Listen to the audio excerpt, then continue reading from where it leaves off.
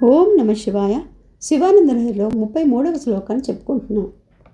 నాలంవా శక్రుదేవదేవ భవత సేవానతిర్వా నుతి పూజావా స్మరణం కదా శ్రవణ మప్యాలోకనం మాదృశాం స్వామిన్న స్థిర దేవతాను శరణాయాసేన కిం లభ్యతే భావా మూర్తిరితః కుతో భవతి చేత్కిం ప్రార్థనీయం తదా.